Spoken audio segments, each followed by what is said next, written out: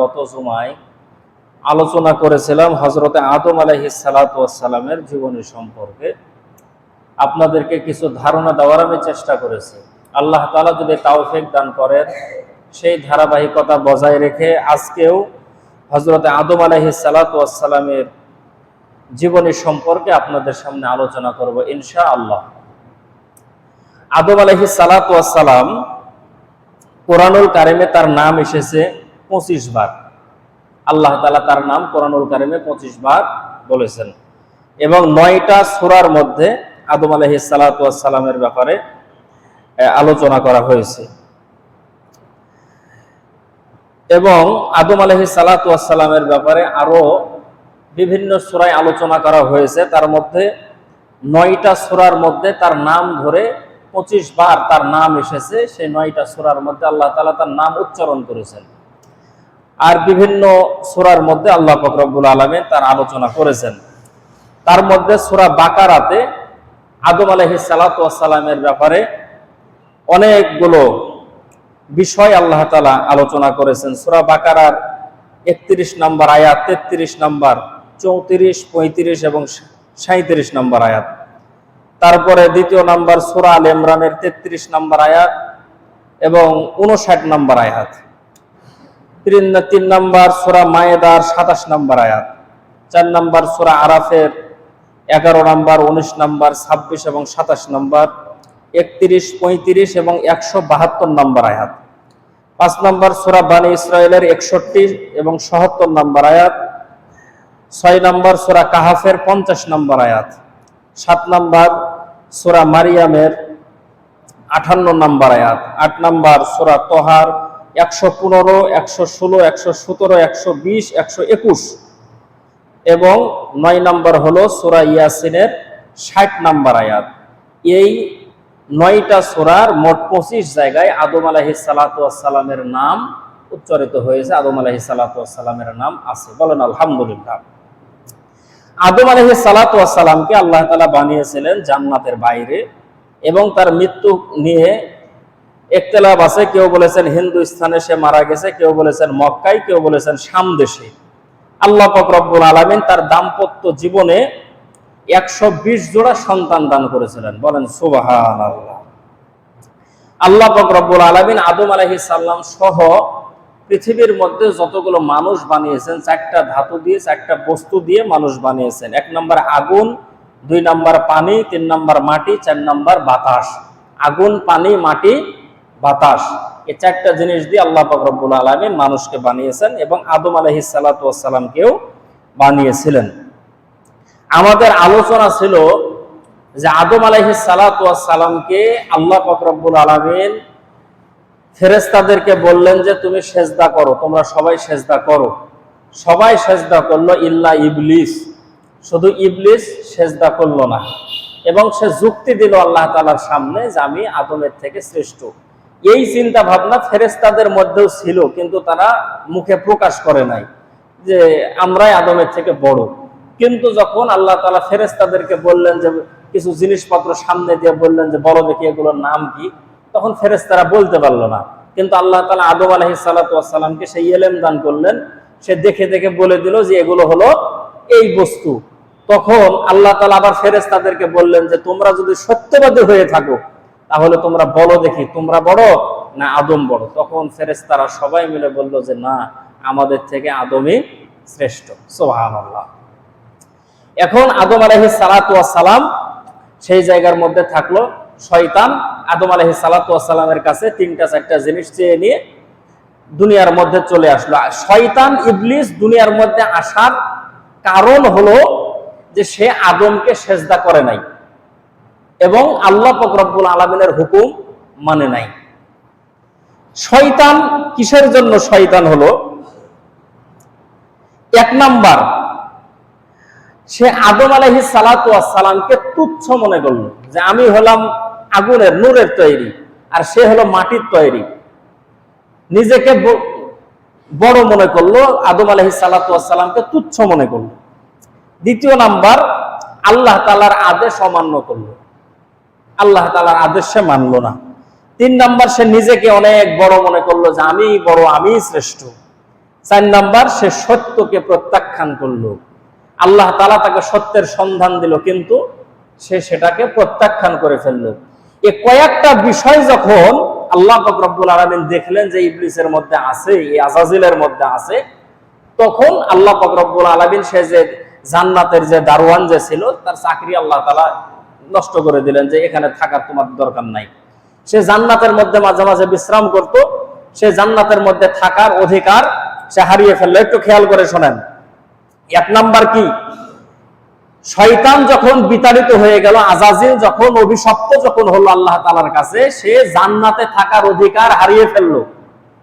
কয়টা দোষ করেছিল? 4টা দোষ করেছিল, মনে রাখেন।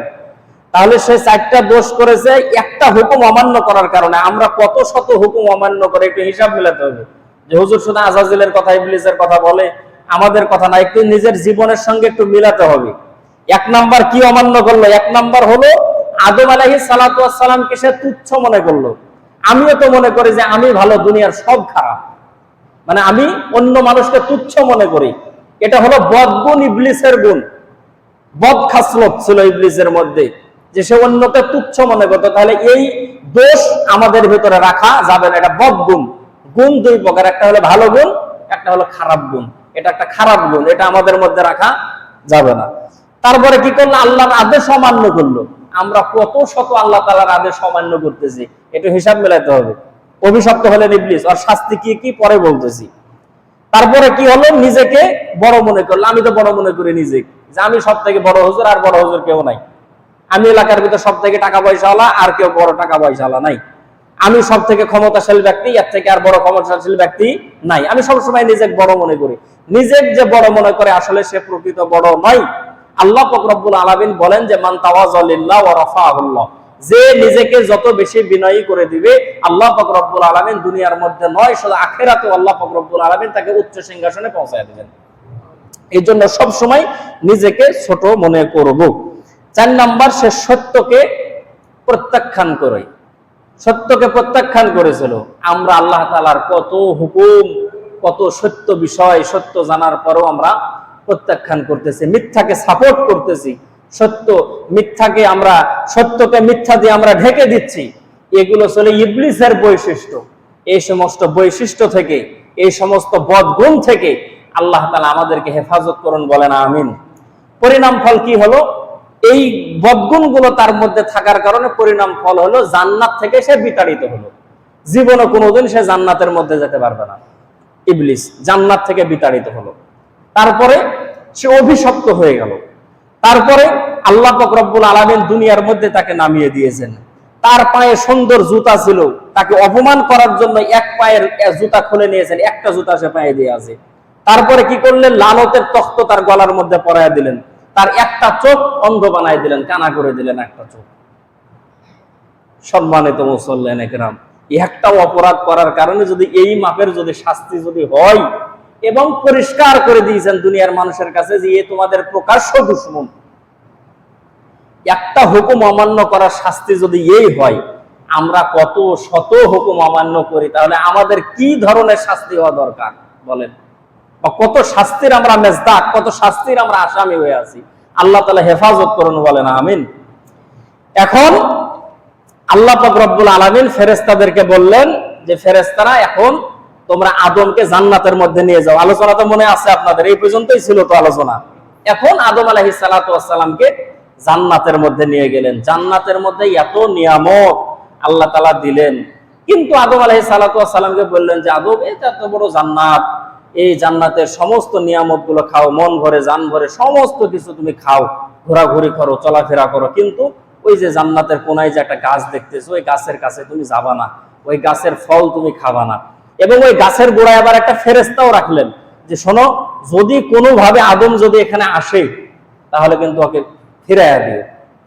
থাকে, কিন্তু আদম আলাইহিস সালাতু ওয়াস সালাম জান্নাতে থাকে, কিন্তু মনটা কেমন যেন ভালো লাগে না। মাঝে মাঝে বুকের মধ্যে হাত বাঁধার পরে আকাশের দিকে তাকায়া থাকে।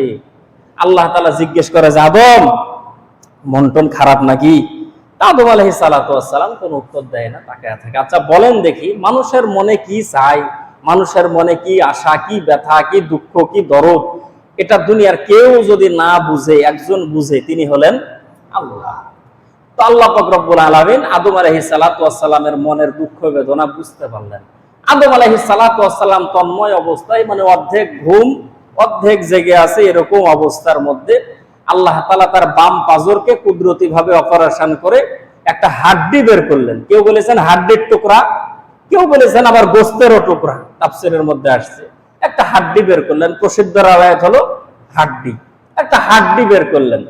হাড্ডি বের করার পরে আল্লাহ পাক রব্বুল আলামিন একটা মানুষ বানালেন। সেটা দেখতে আদম আলাইহিস সালাতু ওয়াস সালামের মতো না, সেটা ভিন্ন ধরনের একটা মানুষ বানালেন। তার নাম হলো হযরতে হাওয়া আলাইহাস সালাতু ওয়াস সালাম। বলেন সুবহানাল্লাহ। কিন্তু হাওয়া আলাইহাস সালাতু ওয়াস সালামকে বানানোর পরে ফেরেশতাদেরকে বলেন যে ফেরেশতারা বলো তো দেখি হাওয়াকে বানাইছি কেমন হয়েছে। বলে আল্লাহ আদমকে বানাইছেন, আমাদের কল্পনাই ছিল না যে আদম এত সুন্দর হয়, আপনাকে তো বানাইতে নিষেধই করেছি। আচ্ছা বলেন দেখি, আল্লাহ যদি নিজের হাতে কিছু বানায় এটাকে অসুন্দর বলবে, অপছন্দ করবে, দুনিয়ার মধ্যে এরকম কেউ কি আছে? এত সুন্দর আদম, আর আপনি হাওয়াকে বানাইছেন খুব সুন্দর। আল্লাহ তাআলা বলেন যে আরো সুন্দর হবে দেখবা।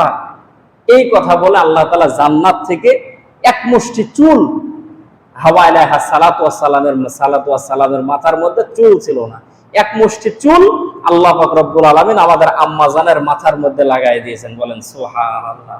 চুল লাগানোর সঙ্গে সঙ্গে আম্মা জানের সৌন্দর্য আরো বহু গুণে বৃদ্ধি পেয়েছে। বলেন সুবহানাল্লাহ। ফেরেশতারা বলেন আল্লাহ আগে যা সুন্দর ছিল এর থেকে তো আরো সুন্দর লাগতেছে।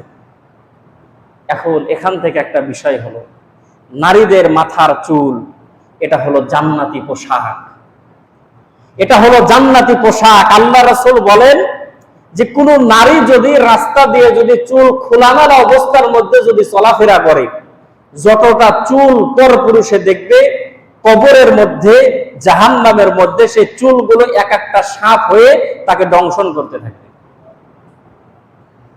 সেই হাদিসে আল্লাহ রাসূল সাল্লাল্লাহু আলাইহি সাল্লাম বলেন যে মাথার চুল যদি স্ত্রী তার স্বামীর সামনে যদি খুলে রাখে, তার স্বামীর নজরে যতগুলো চুল পড়বে ততগুলো সওয়াব আল্লাহ তাআলা সেই মহিলার আমলনামার মধ্যে লিখে দেন।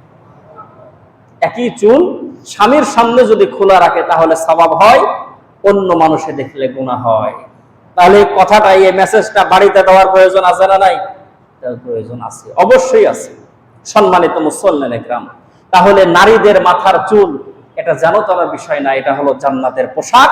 এটা ঢেকে রাখার জিনিস, বাইরে বের করার জিনিস নয়। এটা দেখবে কেবলমাত্র স্বামী। সম্মানিত মুসল্লিনে কিরাম, এখন আম্মা জানকে আল্লাহ পাক রব্বুল আলামিন সুন্দর করে বানায়া রেখে দিলেন আদম আলাইহিস সালাতু ওয়াস সালামের পাশে। আদম আলাইহিস সালাতু ওয়াস সালাম ঘুম থেকে উঠলেন। ঠান্ডা মাথায় শোনেন, ঘুম থেকে উঠার পরে আম্মা জানের দিকে তাকাইছেন, হাওয়া আলাইহাস সালাতু ওয়াস সালামের দিকে তাকিয়েছেন। আল্লাহ পাক রব্বুল আলামিন আদম আলাইহিস সালাতু ওয়াস সালামকে বলেন যে আদম তুমি কি বিয়ে করবা? তো এর আগে ফেরেশতারা ঘুম থেকে যখন উঠেছে তো ফেরেশতারা সুসংবাদ দিয়েছে যে এটাকে আপনার স্ত্রী হিসাবে বানানো হয়েছে, এর সঙ্গে আপনার বিয়ে দেওয়া হবে। তো বিয়ের কথাই এখন নাই, মানুষের শরম টরম চলে গেছে। আগে শুনেছি যে বিয়ের কথা বললে মেয়েরা তো শরম করতো, ছেলেরাও শরম করতো, যে বাড়িতে যদি বিয়ের কথা হয়েছে তো ছেলে দূরে দূরে থাকে যে আব্বা আম্মা বিয়ের কথা বলতেছে, শরম। আর এখন তার শরম টরম নাই, ছেলে বলে বয়স 22 বছর হয়ে গেল তাও বিয়ে দিবেন না। তা আদম আলাইহিস সালাতু ওয়াস সালামকে আল্লাহ তাআলা জিজ্ঞেস করে যে আদম বিয়ে করবা? আদম আলাইহিস সালাতু ওয়াস সালাম তো বলতে পারতেন হ্যাঁ বিয়ে শাদী করব, তাড়াতাড়ি বিয়ে পড়াই দেন। আদম আলাইহিস সালাতু ওয়াস সালাম মাথা নিচু করে মাথা ঝুঁকাই, মানে সম্মতি দিলেন। আল্লাহ তাআলা বলেন যে বিয়ে জি করবা তাহলে যে মোহর লাগবে। এখন বলেন দেখি, আদম আলাইহিস সালাতু ওয়াস সালামকে 3 বিঘা আলু আছে, যে 1 বিঘা আলু বেচে দিয়ে মোহর দিয়ে দিবে? 10 কাঠা কালাইও তো নাই যেটা কালাই বিক্রি করে একটু মোহর দিয়ে দেবো। গরু বকরি ছাগল ভেড়া কিচ্ছু নাই যেটা বিক্রি করে মোহর দিবি। আল্লাহ তাআলা বললেন যে মোহর লাগবে। এখানে খেয়াল করে শুনেন, নারীর অধিকার আল্লাহ তাআলা কোন জায়গায় প্রতিষ্ঠিত করেছেন। এখন মোহর দাও। আদম আলাইহিস সালাতু ওয়াস সালাম বলেন যে আল্লাহ মোহর কোন জায়গায় পাবো, আমার তো কিচ্ছু নাই। আল্লাহ পাক রব্বুল আলামিন বললেন যে মোহর হলো আখিরি জামানার নবী মুহাম্মদুর রাসূলুল্লাহ বলেন সাল্লাল্লাহু আলাইহি ওয়াসাল্লাম, তার উপরে তুমি কয়েক মর্তবা দরুদ পাঠ করো, এটাই হলো তোমার বিয়ের মোহর। বলেন সুবহানাল্লাহ। এখানে তো আল্লাহ তাআলা ইচ্ছা করলে বলতে পারতেন যে ঠিক আছে মোহরের বিধানটা পরে করব, এখন বিয়াটা আমি কোন রকম পড়াই দিই। বিয়া দুনিয়ার সাধারণ করে মৌলবি পড়ায়নি। আদম এবং হাওয়ার বিয়া সরাসরি আল্লাহ পাক রব্বুল আলামিন নিজে খুতবা পাঠ করে বিয়া পড়াইছে। এ কি যে সে মৌলবি? রাত 10টার সময় আমাকে ডাকতে আসলো যে হুজুর বিহার কথা হতে হতে সময় হয়ে গেছে, রাত হয়ে গেল, একটু বিহাটা পড়াই দেন। তো গেলাম, রাতের ইনকাম ভালোই হবে। বিহা পড়ানোর পরে বলছে যে হুজুর ধান তুলি টাকা দেব। রাত 10:30টার সময় বিয়া পড়াই নিয়ে হুজুর ধান তুলি টাকা দেব। আর ধান 3 বছর হয়ে গেল, ধান মনে হয় রাত তুলে টাকাও আর পাইনি বিয়া পড়ানোর। অনেক সমাজ জায়গায় দেখি, আমাদের এই জায়গা তো বিয়ার সময় যখন আসে ওর কাজের খরচ দিতে কোনো সমস্যা নাই, গরু জবাই করে কোনো সমস্যা নাই, রোস্ট খাওয়ায় 100-150 মানুষের খাওয়াইছে কোনো সমস্যা নাই। বিয়া পড়ানোর সময় যখন মৌলবি টাকা দিতে হবে তখন আর পকেট থেকে আর টাকা বাড়ায় না।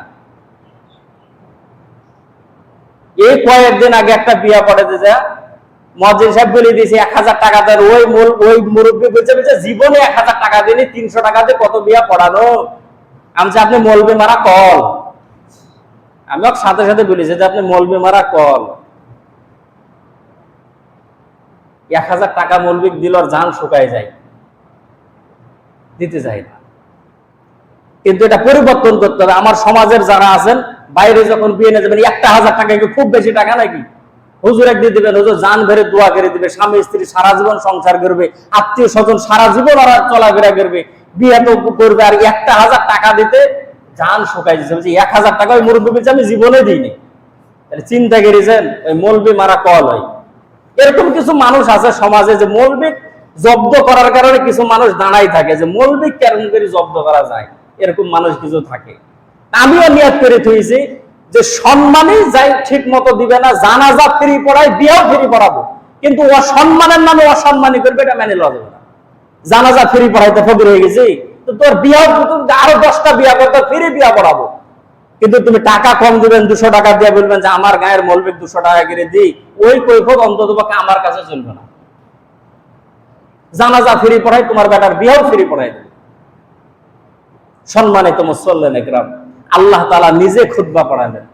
আল্লাহ তাআলা নিজে সমস্ত মাখলুকাতকে উদ্দেশ্য করে বললেন যে শোনো, আমি আমার বান্দি হাওয়াকে এবং আমার হাতে সৃষ্টি আদমকে আমি একসঙ্গে বিবাহ বন্ধনে আবদ্ধ করে দিলাম। বলেন সুবহানাল্লাহ। এখন বিবাহ দেওয়ার পরে আল্লাহ তাআলা আবার ওই কথা বললেন যে শোনো, তুমি তো দেখতাম যে মাঝে মাঝে জান্নাতের ভিতর মন খারাপ করে থাকতা, এখন তোমার সাথে দিয়ে দিয়েছি, এখন জান্নাতের ভিতর সবকিছু একেবারে উপভোগ করো। এই যে খাবা, জান ভরে মন ভরে প্রাণ ভরে খাও, কিন্তু ওই গাছের কাছে কিন্তু যায়ও না, ওই জায়গায় যায়ও না। থাকে আদম আলাইহিস সালাতু ওয়াস সালামও থাকে, হাওয়া আলাইহিস সালাতু ওয়াস সালামও থাকে। এই জায়গায় আরেকটা কথা বলে দিই। কিছুক্ষণ আগে একটা কথা বললাম যে আদম আলাইহিস সালাতু ওয়াস সালামকে বানাইছে কোন জায়গায়? ভুলে গেছেন? জান্নাতের বাইরে বানাইছেন। কোথায়? জান্নাতের বাইরে। আর হাওয়া আলাইহিস সালাতু ওয়াস সালামকে বানালেন কোথায়? জান্নাতের ভিতরে। এবং বানালেন কি দিয়া? হাড্ডি দিয়া। তাহলে হাড্ডি মানে কি? উপরে চামড়া, তারপরে গোস্ত, তারপরে হাড্ডি। উপরে চামড়া, তারপরে গোস্ত, তারপরে হাড্ডি। জান্নাতের ভিতরে এক পর্দা, চামড়ার এক পর্দা, গোস্তর এক পর্দা, মানে 3টা পর্দার ভিতরের জিনিস দিয়া আল্লাহ তাআলা নারীকে বানিয়েছেন। বলেন সুবহানাল্লাহ। তাহলে মহিলা বানাইলেন যে রাস্তার ধারের মাটি কাটার কেনে? পর্দার ভিতরে বানিয়েছেন। আল্লাহ বানাইছেন যে বান্দিরে পর্দার ভিতরে বানালাম, যাতে করে পর্দার ভিতরে তুমি থাকতে পারো। এবং জান্নাতের বাইরে বানাননি, ভিতরে বানাইছেন। এই জন্য মহিলারা একটু উচ্চ বিলাসী হয়, আনন্দ সুখ বেশি পছন্দ করে, দুঃখ কষ্ট বেশি সহ্য করতে পারে না। আল্লাহ রাসূল বলেন যে এটা ওদের বদগুণ না, এটা ওদের জন্মগত একটা গুণ। কারণ ওদের আম্মাজান, আমাদের আম্মাজান হাওয়া আলাইহিস সালাতু ওয়াস সালামকে বানানো হয়েছে কোথায়? জান্নাতের ভিতরে, ওখানে তো দুঃখ কষ্ট নাই, সুখের ভিতরে জন্ম হয়েছে, সুখের ভিতরে বড় হয়েছে, এই জন্য নারী যাতে সুখের ভিতরে থাকতে চায়। আল্লাহ রাসূল বলেন, যাদেরকে সন্তুষ্ট করার চেষ্টা করো, যদি কোনো কারণে সন্তুষ্ট করতে না পারো, তাহলে এর জন্য আল্লাহ তাআলার কাছে তোমাকে জবাবদিহি করা লাগবে না। আপনি আপনার জায়গা থেকে সর্বোচ্চ চেষ্টা করলেন, তারপরেও যদি প্রতি মাসে মাসে যদি এক ভরি করে শোনা যায়, 1,15,000 টাকা ভরি শোনা, এটাকে দেওয়া সম্ভব? এর কারণে আল্লাহ তাআলার কাছে জবাবদিহি করা লাগবে না। তাছাড়া আপনার জামা কাপড়, পোশাক আশাক, আনুষঙ্গিক যা প্রয়োজনীয় যে জিনিসগুলো, সেগুলো আপনাকে দিতে হবে। আপনি স্বামী হিসাবে আপনি বাধ্য, সেগুলো আপনাকে দিতে হবে। আল্লাহ এবং তার রাসূল এটা বিধান করে দিয়েছেন। সম্মানিত মুসল্লিন একরাম, এখন জান্নাতের মধ্যে থাকে, কিন্তু ইবলিস দুনিয়ার মধ্যে আসার পরে চিন্তা করলো যে না, ওরা যদি জান্নাতের ভিতরে থাকে আর আমি যদি দুনিয়ার ভিতরে থাকি, তাহলে তো লাভ হবে না, ওর জান্নাত থেকে বাহির করতে হবে। বহুদিন চেষ্টা ফিকির করে, চেষ্টা ফিকির করতে করতে করতে করতে করতে করতে এক পর্যায়ে সাপের মুখে হাওয়া বাতাস হয়ে জান্নাতের ভিতরে সে প্রবেশ করেছে। প্রবেশ করার পরে ওই যে গাছের কাছে যাইতে নিষেধ করেছে আল্লাহ, ওই গাছের ভিতরে যে ফেরেশতা ছিল, ওর সঙ্গে তার এক গভীর সম্পর্ক তৈরি করে গাছের উপরে বসেছে। বসার পরে সেতারার বাজনা, খুব সুন্দর করে বাজনা বাজায়, যে বাজনা আদম আলাইহিস সালামও কোনোদিন শোনেনি, হাওয়াও কোনোদিন শোনেনি। এই বাজনা শোনার পরে দুইজন মিলে আস্তে আস্তে আস্তে আস্তে যায়। যাওয়ার পর দেখতেছে একটা সাপের মুখ থেকে এরকম বাজনা আসে, এত সুন্দর বাজনা। তো ভিতর থেকে আবার আওয়াজ আসতেছে, কাছে আসো, আর একটু কাছে আসো, আর একটু কাছে আসো। আদম আলাইহিস সালাম এবং হাওয়া আলাইহিস সালাম ওই ভুলে গেছে, আল্লাহ যে নিষেধ করলো যে গাছের ধারে কাছে যাস না, ভুলে গেছে, জেহেন থেকে চলে গেছে। মানুষ তো চলে গেছে, দেখতেছে যে সাপের ভিতর থেকে এরকম আওয়াজ আসতেছে, কাছাকাছি চলে গেলে। এখান থেকে আরেকটা আমাদের জীবনের শিক্ষা কি? শিক্ষা হলো, দুদিন ব্যাপী তাফসির হলো দিগ্রাম হাই স্কুল মাঠে, মানুষ পাওয়া গেল না। একটা হকার এসে খালি যদি দুইটা তবলার উপর বাড়ি দেয়, 200 মানুষ জমা হয় এই স্কুল ফিল্ডে। আর 4টা ভালো ভালো বক্তা আসলো দুদিন ব্যাপী মাহফিলে, প্যান্ডেলে মানুষ পাওয়া গেল না। আর শুধু এসে একটা বাঁশের প্রতিবাদ দুটা খালি তবলার বাড়ি মারবে, সাপ খেলা দেখাবে, নাহলে ওষুধ বিক্রি করবে। 200 মানুষ এমনি জমা হবে।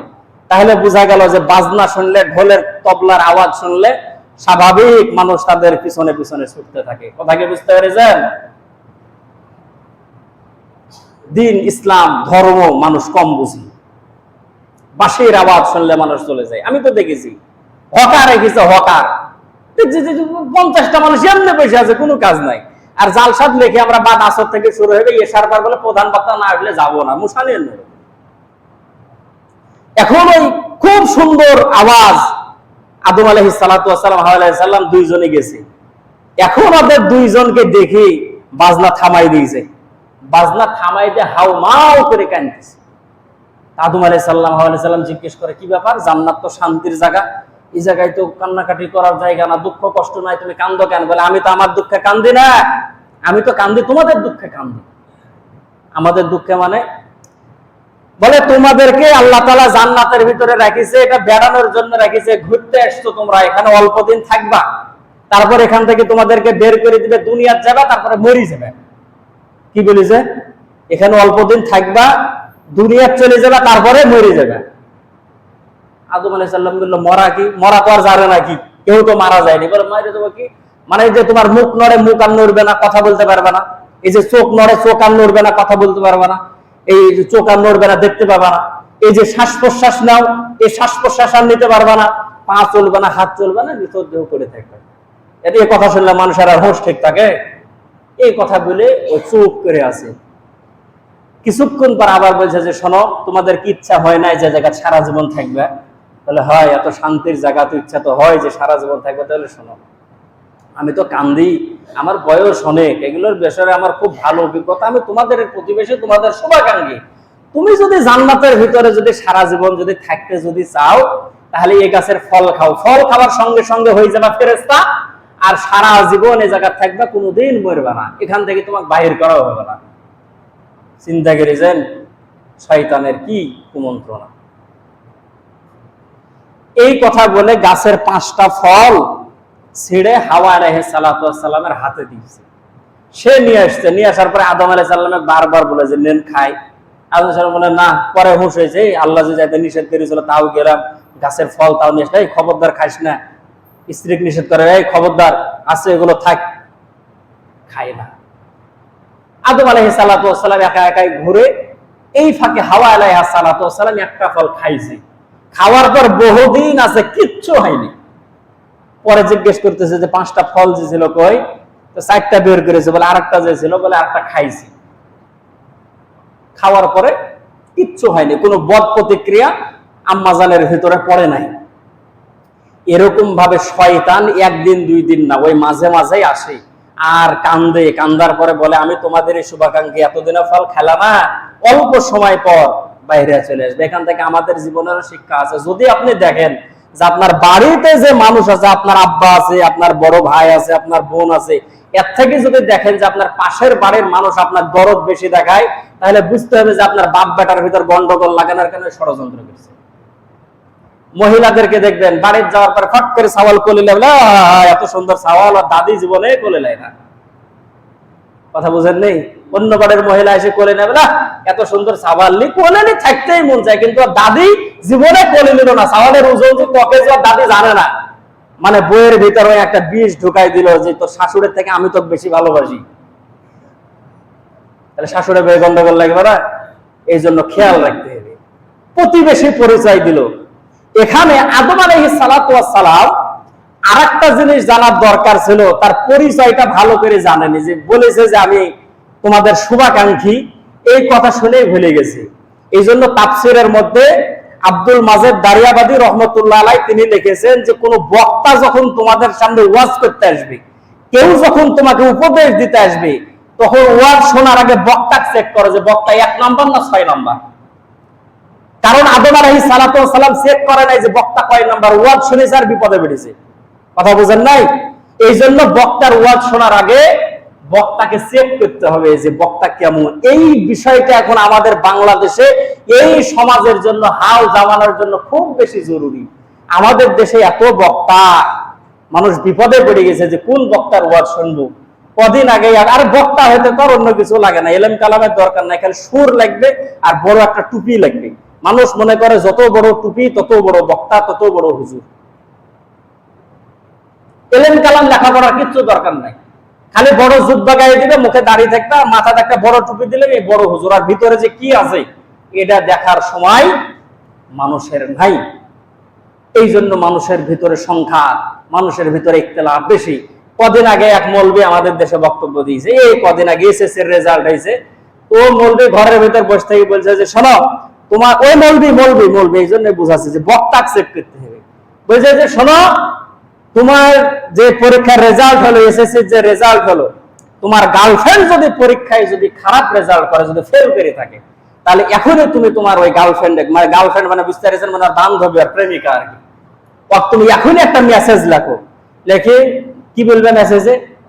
বলছে যে লেখো তোমার আব্বাকে বলো যে ফাদার, মানে আমার আব্বা লেখাপড়া আর এগুলো ভালো লাগছে না, ছোট জীবনে কত লেখাপড়ার দরকার, আমি এক সময় ভালোবাসি, ওর সাথে আমার বিয়েটা দিতেন।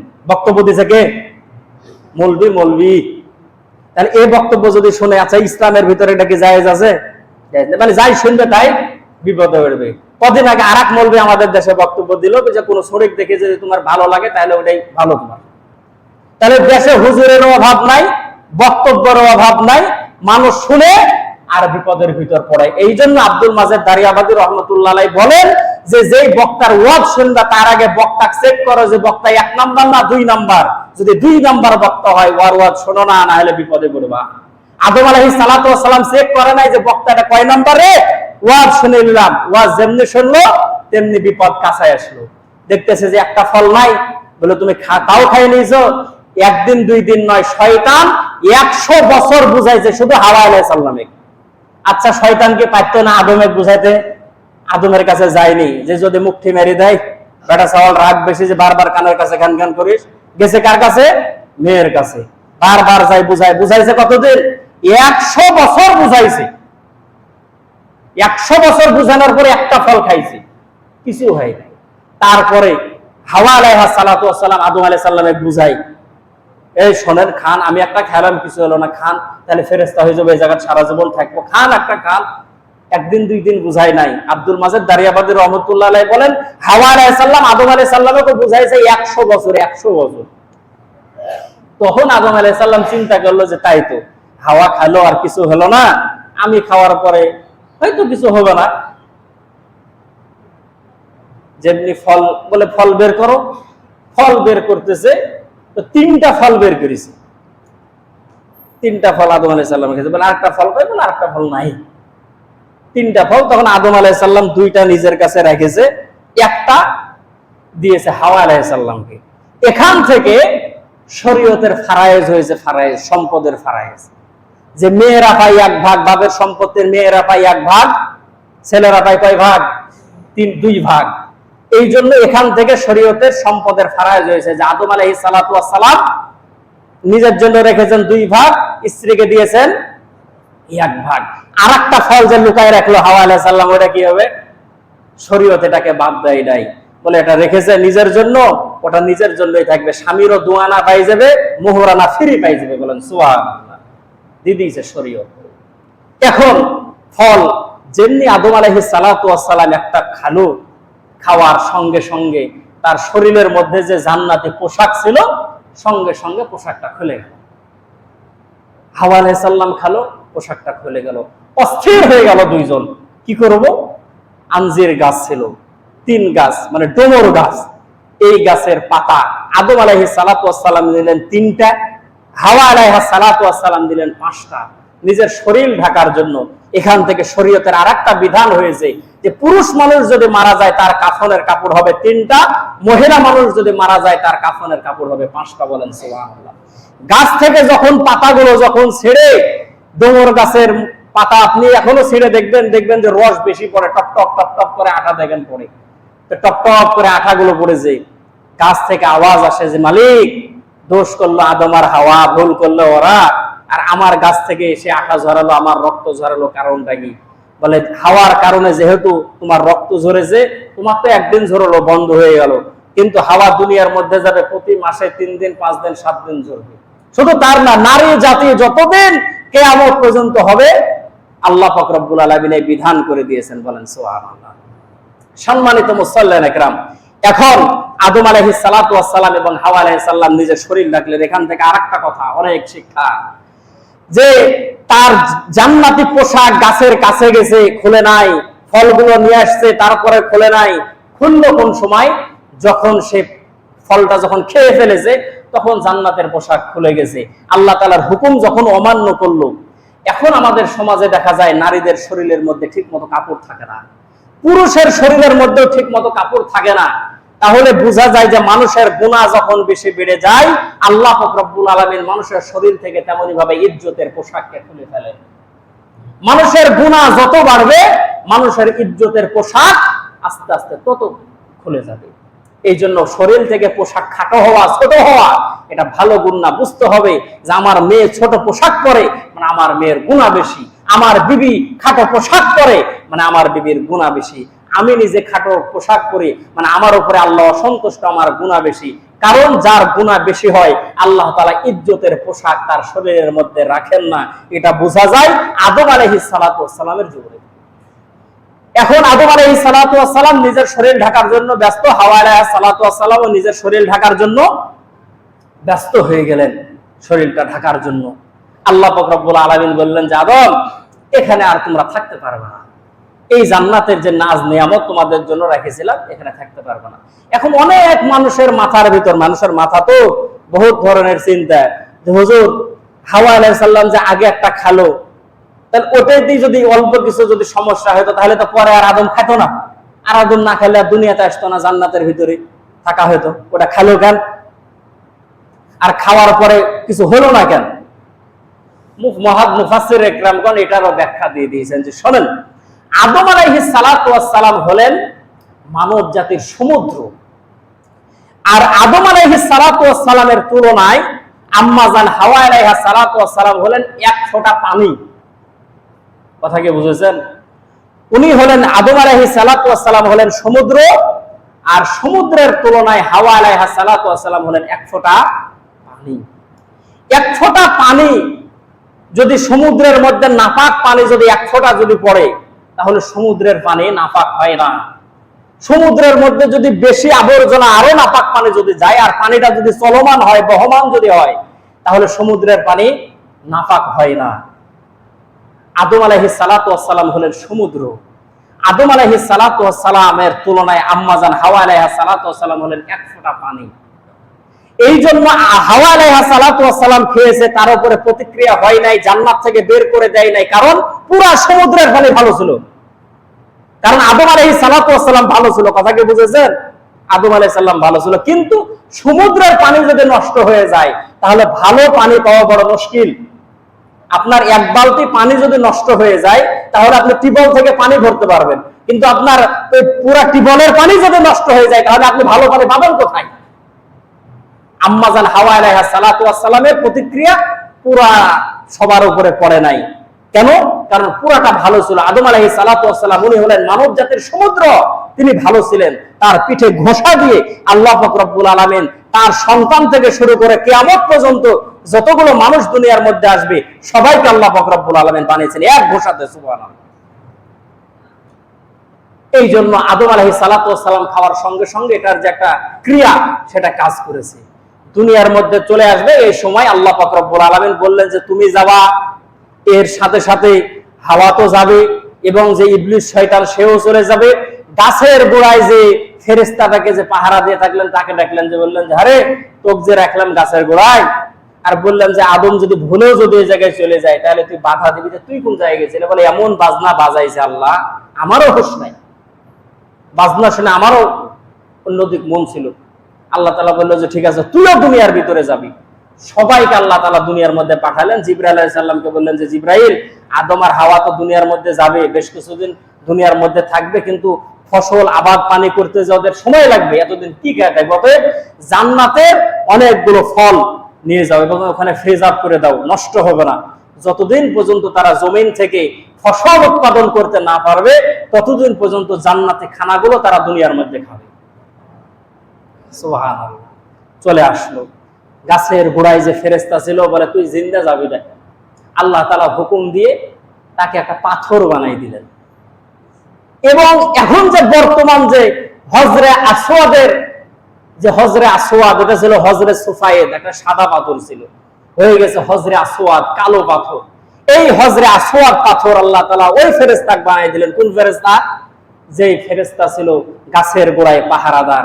আল্লাহ বললেন যা, ঠিক মতো পাহারাদারি করিস নাই, এখন দুনিয়ার মধ্যে যে আদম সন্তান যত দুনিয়ার মধ্যে গুনাহ করবে, খানায় কাবা তাওয়াফ করার জন্য আসবে, তোর সঙ্গে ঠোঁট মুখ লাগাতে পারুক বা না পারুক, তোর দিকে তাকাবে, তোর দিকে ইশারা করবে, আর সঙ্গে সঙ্গে তাদের জীবনের গুনাহগুলো তুই চুষে নেবে। বলেন সুবহানাল্লাহ। পাঠাই দিলেন। এখন অনেকের মাথার প্রশ্ন যে হুজুর, আদম আলাইহিস সালাতু ওয়াস সালাম ভুল করেছে, এই জন্য দুনিয়ার ভিতর আমাদেরকে এত কষ্ট করতে হয়, তাছাড়া আমরা জান্নাতের ভিতরে থাকতাম, আমাদেরকে এত কষ্ট করতে হতো না। এটা সম্পূর্ণ ভুল ধারণা। আচ্ছা, গত জুমাত আপনাদেরকে একটা কথা বলেছে, মনে আছে কিনা জানি না, যে আল্লাহ তাআলা ফেরেশতাদেরকে বলেছিলেন যে আমি দুনিয়ার মধ্যে খলিফা বানাবো, মনে আছে? যে আমার প্রতিনিধি বানাবো। আচ্ছা, আল্লাহ আগে সিদ্ধান্ত নিয়েছেন যে প্রতিনিধি দুনিয়ার মধ্যে আমি আল্লাহ পাঠাবো, এটা আল্লাহর সিদ্ধান্ত যে পাঠাবো, এটা জান্নাতের জন্য না। কেন জান্নাতে রেখেছিলেন? আল্লাহর ইচ্ছা হয়েছে যে জান্নাতে রেখেছিলেন। রাসূলকে মেরাজে নিয়ে গেছে না, মুসা আলাইহিস সালামকে আল্লাহ পাক রব্বুল আলামিন তার সঙ্গে কথা বলেছে, ইব্রাহিম আলাইহিস সালামকে আগুনে ফেলেছে, এরকম ভাবে আল্লাহ তাআলা আদম আলাইহিস সালাতু ওয়াস সালামকে জান্নাতে রেখেছে। এখানে বিষয়টা কি হয়েছে? এখানে তাফসীরের মধ্যে লেগেছে যে বিষয়টা এরকম যে আল্লাহ একটা নির্দিষ্ট সময়তে আদমকে রেখেছিলেন। তো বোঝার জন্য আপনাদেরকে বলি যে এই 100 বছর তুমি থাকবা জান্নাতের ভিতরে, জান্নাতের ভিতরে তুমি 100 বছর থাকবা, কিন্তু 50 বছর গেল, এর ভিতরে আদম আলাইহিস সালাতু ওয়াস সালাম এই ভুলটা করে ফেললো। এই জন্য আর 50 বছর জান্নাতের মধ্যে থাকা হলো না, এর আগেই আল্লাহ তাআলা দুনিয়ার মধ্যে পাঠিয়ে দিয়েছেন। কথা কি বুঝেছেন? তাছাড়া 100 বছর পুরা হলে আল্লাহ তাআলা দুনিয়ার মধ্যে পাঠাইতে, আল্লাহ তাআলার সিদ্ধান্ত, ভুলের কারণে না। যে আদম আলাইহিস সালাতু ওয়াস সালাম ভুল করে ফেলেছে, এটা পাপের শাস্তি আমরা পাচ্ছি না। আল্লাহ তাআলার ইচ্ছা যে মানুষ বানাবেন, কিন্তু আল্লাহ তাআলা জান্নাতের মধ্যে রেখেছেন যে 2 মাস সে জান্নাতের ভিতরে থাকো। 1 মাস যাওয়ার পরে সে গাছের কাছে গেছে, আল্লাহর হুকুম অমান্য করেছে, আল্লাহ তাআলা দুনিয়ার মধ্যে পাঠিয়ে দিয়েছে। না হলে আর 1 মাস থাকতো, তারপরে বের হতো। কথা কি বোঝা গেছে? আর আরেকটা বিষয় আল্লাহ কোরআনে বলে দিয়েছেন যে কারো গুনার শাস্তি আল্লাহ অন্য কাউকে দিবে না। মানে আমি গুনাহ করব, আমার শাস্তি আমার বেটাকে দিবে, বিষয়টা তা না। কারো গুনার শাস্তি আল্লাহ তাআলা কাউকে দিবে না, নিজের গুনার শাস্তি নিজেকেই দিবে। তবে দায়িত্বশীলের ব্যাপারে একটা আবার অন্য আলোচনা আছে। তবে আমি গুনাহ করব, যে বউ গুনাহ করবে আর স্বামী জাহান্নামের ভিতর চলে যাবে, এরকম বিষয়টা না। তবে তাকে চেষ্টা করতে হবে। একজনের গুনার শাস্তি আল্লাহ তাআলা আরেকজনকে দিবেন না। আদম আলাইহিস সালাতু ওয়াস সালাম ভুল করেছে। এটা ভুল করলে মানুষ ইচ্ছাকৃত, ভুলেরও প্রকার আছে, ইচ্ছাকৃত ভাবে একটা ভুল করা আর মনের অজান্তে ভুল করা। রমজান মাসে আপনি খাবার খাই নিয়েছেন, 3 বার যদি আপনি খাবার খাই নেন, আপনার রোজা ভাঙবে না, কারণ আপনি অনিচ্ছাকৃত ভাবে আপনি খাইছেন। পেট ভরে যদি খানা খান, আপনার রোজা ভাঙবে না। আর যদি আপনি ইচ্ছাকৃত ভাবে যদি 1 ফোঁটা যদি পানি পান করেন, আপনার রোজা নষ্ট হয়ে যাবে। কেন? আপনি একটা ইচ্ছাকৃত ভাবে করেছেন আর একটা ভুল বশত করেছেন, মনের অনিচ্ছায় করেছেন। আদম আলাইহিস সালাতু ওয়াস সালাম এটা অনিচ্ছাকৃত ভাবে করেছেন, মনের ভুলে করেছেন। এই জন্য আল্লাহ পাক রব্বুল আলামিন আবার তাকে ক্ষমাও করে দিয়েছেন, আর দুনিয়ার ভিতরে জান্নাতে খাবার দিয়ে আল্লাহ তাআলা পাঠিয়ে দিয়েছেন। তাহলে এখান থেকে আমাদের অনেকের ভুল ধারণা যে আব্বা যদি থেকে যেত জান্নাতে, তাহলে দুনিয়াতে আর আমার জমিলে গন্ডগোল হয়, জান্নাতের ভিতরে থাকতাম। অনেক ব্যাখ্যা, সব শেষে মুফাসসিরিন ইকরামগণ লিখেছেন, আরে শোন, তোরা তো আদমের সন্তান, জান্নাতের ভিতরে যাবি, তো বাপের যদি তোর জায়গা না থাকে, বাপের নামে যদি দলিল না থাকে, তাহলে বেটা যদি 50টা হয়, তুই জায়গা তুই দখল করতে পারবি? পারবে না। এই জন্য আল্লাহ তাআলা আদম আলাইহিস সালাতু ওয়াস সালামকে জান্নাতে দিয়া জান্নাতের জায়গা জমি আদমের নামে রেজিস্ট্রি করে দিয়েছেন যে তো যত সন্তান দুনিয়ার ভিতর হবে, 2 কাঠা 6 কাঠা যাই যাবে, ইবাদত বندگی করবে, যার যেরকম পুঁজি হবে সেরকম জায়গা আমি আল্লাহ জান্নাতের ভিতর দিয়ে দিব। বলেন সুবহানাল্লাহ। সম্মানিত মুসল্লিরা ইকরাম, বহু কথা, আরো সামনে অনেক কথা আছে। আল্লাহ তাআলা যদি তৌফিক দান করেন, সামনে জমায় আলোচনা করব ইনশাআল্লাহ।